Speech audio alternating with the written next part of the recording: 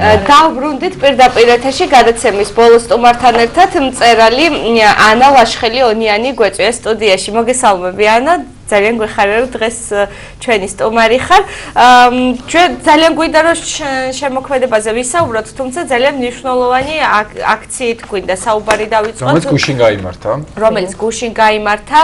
პირველ რიგში მინდა ვთქვა რომ ახალგაზრდა ბიჭი, რომელსაც ჩვენი დახმარება თვითონ ჩვენგანის დახმარება ძალიან ჭირდება მისი ჯანმრთელობის მდგომარეობის გამო რომელსაც უკვე იცნობს ტელემაყურებელი, რომელსაც ტელემაყურებელი ნამდვილად იცნობს და ის 17 წლის გახლავთ, მას საკმაოდ დიდი ფინანსები სჭირდება და მე მინდა ვთქვა რომ ეს ადამიანი შენი მოძიებულია, შენ გააცანი საზოგადოებას რომ მას ჩვენი დახმარება ჭირდებოდა და მინდა პირველი შეკითხვა დაგისვა როგორ მოხდა თქვენი დაკავშირება, გაცნობა, საიდან აღმოაჩინე ასეთი ადამიანი და რატომ გადაწყვიტე რომ შენ შეგეძლო რომ აი რაღაცით თანადგომა გამოგეხატა ამ ახალგაზრდის მიმართ. მიშიკოს დაახლოებით 3 წელია უკვე რაც ვიცნობ ოჯახს ხშირად დავდივარ მათთან და ყველანაირი პრობლემა ვიცი რაც ამ ოჯახს რეალურად აქვს. ოჯახი არის სოციალურად დაუცველი და რადგან მე მაქვს საქველმოქმედო ორგანიზაცია თბილისის სამყარო მომართეს ერთ-ერთ საღამოზე, საქველმოქმედო საღამოზე მოვიდნენ დედაშვილი და მიიქცია ჩემი ყურადღება ფიზიკური მდგომარეობის გამო. აქვს დეფორმირებული მთელი სხეული აბსოლუტურად ამ ხერხემლის ოსტეოპოროზი აქვს. გაიკეთა საქართველოში რვა ოპერაცია, რომელიც უშედეგოა ვერ ვიტყვით, შეინარჩუნა უბრალოდ სიცოცხლე დღემდე, მაგრამ რასაც ქვია ანუ საფუძვლიანი კურნალობა ეს საჭიროება საზღვარგარეთ და ჩვენ მოვიძიეთ კიდეც ინვოისი უკვე ჩამოგვივიდა ისრაელიდან და ბავშვს რეალურად ჭირდება $43,000 რომ ეს ხერხემალი დაფიქსირდეს და სასიცოცხლო ელემენტები ანუ იქ არის გული ჩათრეული ფილტვები და აბსოლუტურად არც ერთი ორგანო არ მუშაობს შესაბამისად და დღემდე ვაგროვებთ ამ თანხას და დროს აქვს აქ ძალიან დიდი მნიშვნელობა.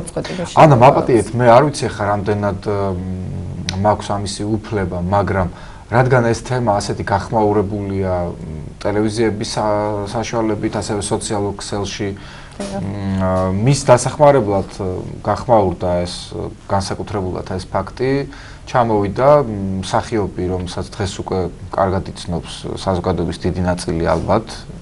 სტანისლავ ბონდარენკო, ხო? დიახ, ჩამოვიდა. თუმცა ეს თანხები, როგორც მე მსმენია, დიახ, ამ ადამიანმა გააკეთა გასაგებია ყველაფერი, დაუჭირა მას მხარი და მიიღო ამ საქველმოქმედო აქციებში მონაწილეობა, თუმცა მე როგორც ვიცი, ეს თანხები დღემდე არ არის გადარიცხული. ვინმეს აქვს პასუხი რა ხდება ამასთან დაკავშირებით? პასუხი ალბათ ექნება თვითონ ორგანიზატორებს. არის ორი გოგო, მე როგორც ვიცი, ამ გოგოებს მე არ ვიცნობ, მაგრამ მე ვიცი ოჯახი, რომელიც განაც ვიცი, რომ თანხა ჯერჯერობით არ არის გადმორიცხული.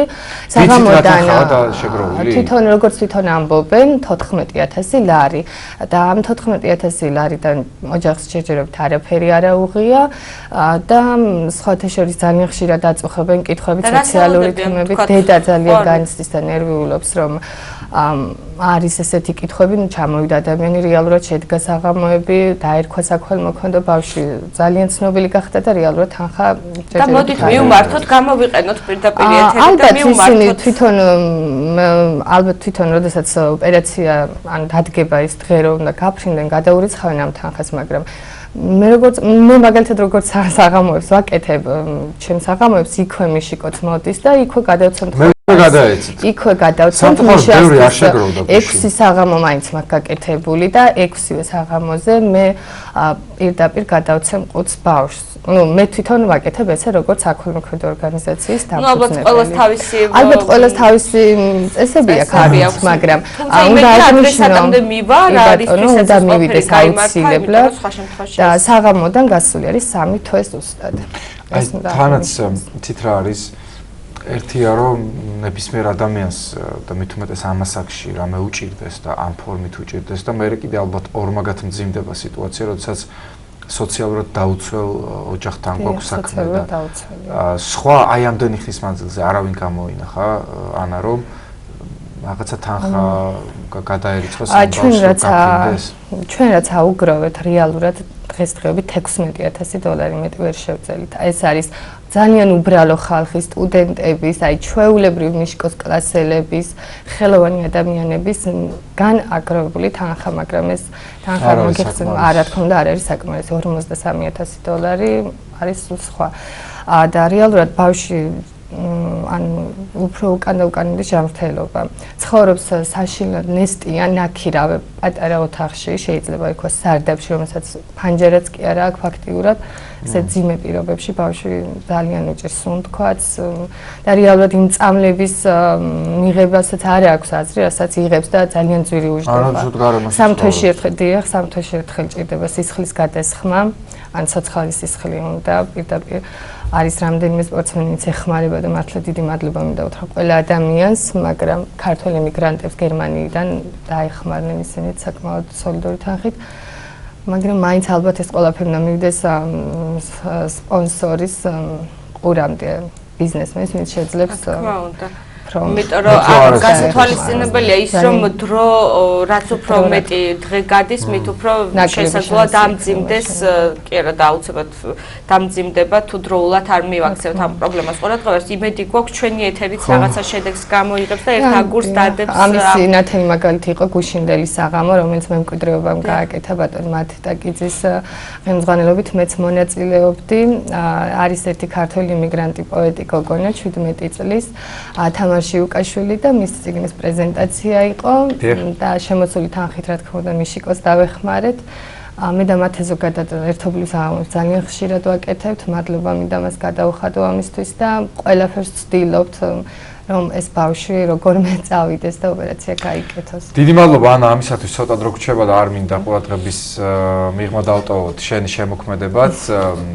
ძირითადად ალბათ უნდა ითქვას რომ მაინც სოციალური ქსელიდან გაგიცანით მკითხველებმა, თუმცა დღეს უკვე არის საუბარი იმაზე რომ თქვენი ერთ-ერთი მოთხრობა თუ არ ვცდები აკვანი შევიდეს სასკოლო სახელმძღვანელოში, ასევე გახმაურებული ბოლო დროს მოთხრობა მეეზოვე, რომელზეც იგეგმება ფილმის გადაღება, მოგვიყვება ამის შესახებ, მე ყურმოყრით ვიცი რაღაცა. გადაიღეს უკვე? გადაიღეს. აი მოგვიყვება. იმ ადამიანსაც ძალიან კარგად იცნობს ჩვენი ტელემაყურებელი, რომელიც სწორედ აი მეეზოვის როლს ასრულებს. დავიწყებ აკონით. აკვანი სავარაუდოდ შევა სასკოლო სახელმძღვანელოებში, ოღონდ წელს არ მოესწრება. და ამაზე ალბათ შემდეგ უფრო ან ჯერ დაპატენტება ჭირდებათ და დროში თავიდან ძალიან არა პასუხისმგებლობა ძალიან დიდი და სასიამოვნოა როგორია დიდი ხანია რაც საკვანზე საუბარი არის, მაგრამ ნუ ნახოთ როგორ გადაწყდება, ჯერ არაფერი არ არის გადაწყვეტილი, რაც შეეხება მეეზოვეს. მეეზოვეზე უკვე ფილმი გადაიღეს, მე არ ვიცი რამდენად გამართლა ან ჩემი ან მაყურებლის მოლოდინი, იმიტომ რომ ტექსტი სულ სხვა არის, სცენარი უკვე სულ სხვა ხდება ხოლმე დამუშავების შემდეგ. დააფინანსა Apple-ის ცენტრმა და აქვს այն რაოდენობით ნახვა შემიძლია ერთადერთი ეს. ეს ამ ფილმის ნახვა უკვე შეუძლია, ატვირთულია. Apple-ის ოფიციალურ გვერდზე არის ატვირთული. ძალიან დიდი მადლობა მინდა გადაუხადო ბატონ გოჩა ჭაბუკაიძეს თავარი როლის შესრულებისთვის. დღემდე არ ვიცნობ ამ ადამიანს, უბრალოდ სოციალურ ქსელში გქონდა და იმდენად კარგად და იმდენად ზუსტად მოერგო ამ როლს, რომ ნუ არ ვიცი, ჩემთვის ძალიან სასიამოვნო ფაქტია. დიდი მადლობა ანა და კიდევ ერთხელ რა ვიცი ვთხოვოთ მოუწოდოთ საზოგადოებას ვინც გვიყურებს, ვისაც აქვს ამისი შესაძლებლობა, მაგრამ არ არის ეს სწორი ჩემგან, რას ქვია შესაძლებლობა. ყველა ჩვენგანს მართლაც შეგვიძლია რომ თუნდაც აი ეს მინიმალური რაც ჩვენი რესურსიდან შეგვიძლია გამოყოთ, ყველა კაპიკი და ყველა კაპიკი რაღაც დროს კაპიკებია. თეთრი წაადგება, მიჩვეულები ვარ საბჭოთა დროს იმდენი სტუდენტი გვიკავშირდება, ძალიან დიდი მადლობა ყველას და აი ბოლო თეთრებს ნამდვილად მიშიკოს ეხმარება. ელოდება ჩვენგან დახმარებას მიხეილ სხვიტარიძე, რომელიც სულ რაღაც 17 წლის არის და ყველა დღეს აქვს მნიშვნელობა, ასე რომ რაღაცნაირად გავერთიანდეთ და ჩვენი ერთობლივი ძალებით ჩვენ რაც შეგვიძლია იმით კიდევ ერთი ადამიანის სიცოცხლე გადავარჩინოთ.